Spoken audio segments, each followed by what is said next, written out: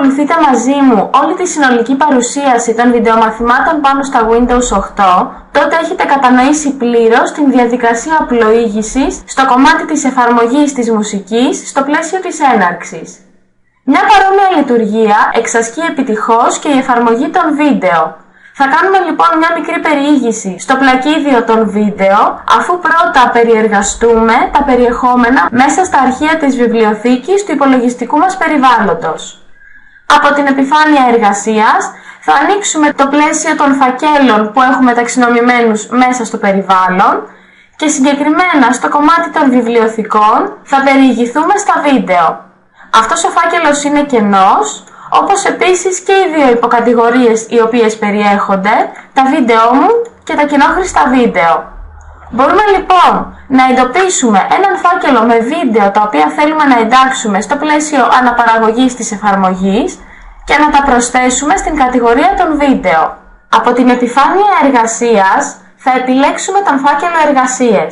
Δεν θα τον ανοίξουμε, απλά θα έχουμε επιλεγμένο το στοιχείο αυτό. Στις επιλογές που μας εμφανίζονται στην αρχική κορδέλα επεξεργασίας θα συμπεριλάβουμε τον συγκεκριμένο φάκελο στα πλαίσια των βίντεο, όπως πολύ καλά έχουμε γνωρίσει και σε προηγούμενο βιντεομάθημα. Αυτόματα λοιπόν, στη λίστα των υποκατηγοριών των βιβλιοθηκών των βίντεο έχουν προσθεθεί πέρα από τα βίντεο μου και τα κοινόχρηστα βίντεο οι εργασίες. Ανοίγοντας λοιπόν αυτόν τον φάκελο, ο οποίος προέρχεται από τον τοπικό δίσκο σε, εμφανίζονται όλα τα βίντεο αποσπάσματα τα οποία έχουμε εμείς εντάξει μέσα στη μνήμη του υπολογιστή. Θα μεταβούμε λοιπόν τώρα μέσα από το Windows Key του πληκτρολογίου στην έναρξη. Θα ανοίξουμε την εφαρμογή βίντεο.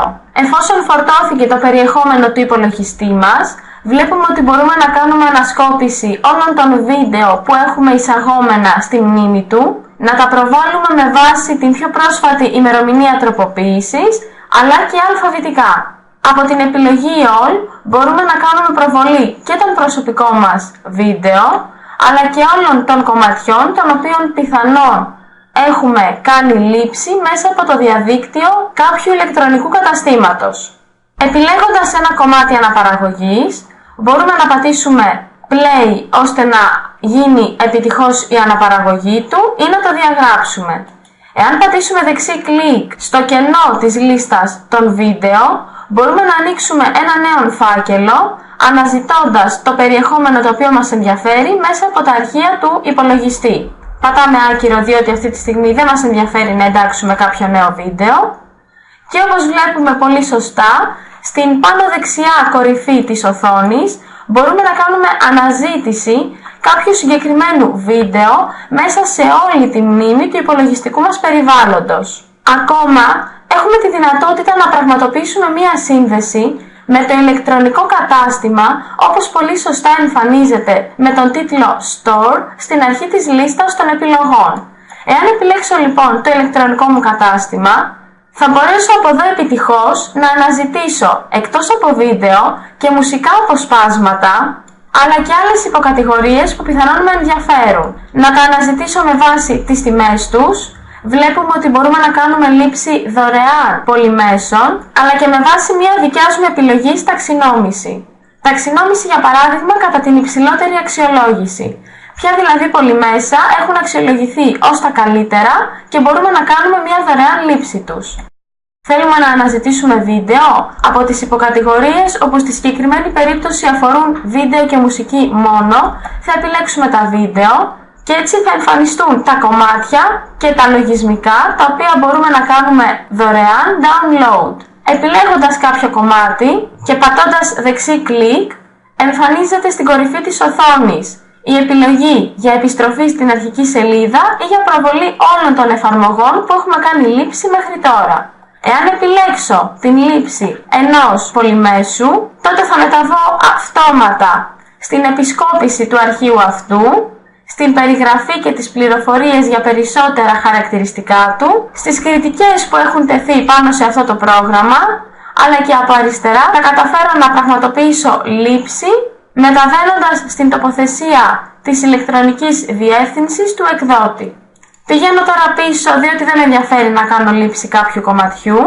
Όπως βλέπουμε, η κεντρική σελίδα του ηλεκτρονικού καταστήματος απεικονίζεται σε αυτό το πλαίσιο.